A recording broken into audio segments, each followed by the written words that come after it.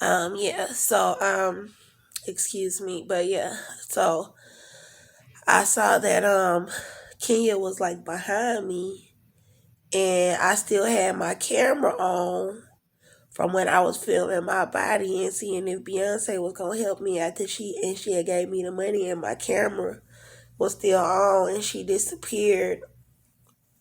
And then I had the phone like this on selfie mode and Kenya was behind me and she had on this real pretty like pinkish, purplish, lilac kind of little dress, like spaghetti strap, I think, and it was like silk or satin, but it was real pretty.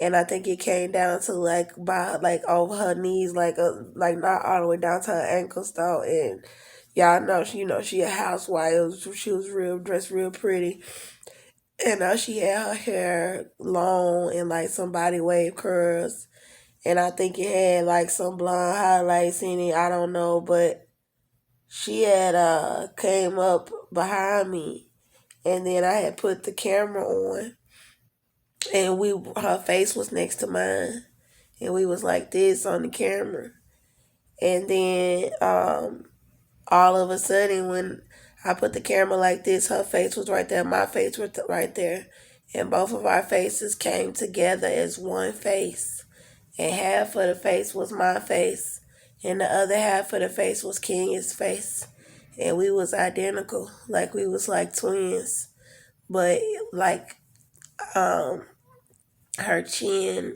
and like certain features, like it was a little different, but it was almost like we were basically with our faces half and half. It was like identical, but I was light skinned and she was dark skinned, and it had like a little few differences or whatever, but it was like identical. And then, but before like her face came together with mine, she was real stressed. Like her face had gotten wrinkles right here. And when I put the camera, like when I seen her first behind me, she looked normal. But then when she got close to me and we was both side by side, and she looked at me, and then we were side by side, I saw all of the wrinkles and stress in her face, and knew I was like something was wrong. And then her face was next to mine, and then I had the camera, and both our faces was on the camera, and then both our faces became one face, and it was half hers and half mine. Hers was dark and mine was light, and then like we was smiling, and then pretty much like I ended up waking up. I don't remember. She didn't really say anything. And I don't know if it was good or evil, but I didn't really feel like it was evil, but it was almost like sometimes like she all alone in the world. That's how I felt when she was right there. And then I went on her page, um, on her Instagram page, and I started seeing how beautiful she was.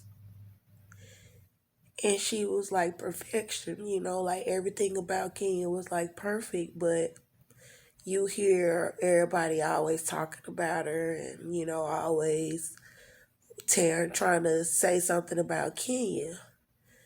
And then I pretty much knew, like my heart just went out, you know what I'm saying? Because when you a darker skinned woman, especially in the industry, people seem to give more credit and stuff to light skinned women. And I myself am a lighter skinned woman, but seeing Kenya more, how hard she works, and when she's standing next to any of these women, she's the light of the room. She's the perfect one. She's the one who tried the hardest, worked the hardest to present herself perfect. And yet everybody else glorifying all these light skinned women. But, I don't.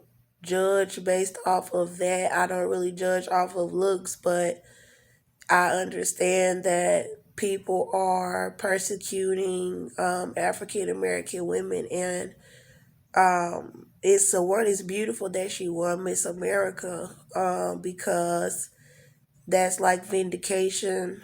Um, and when you look at how many people try to tear that down from her, that she won, that's wrong, because that's respect. As an African American woman, I looked up her hair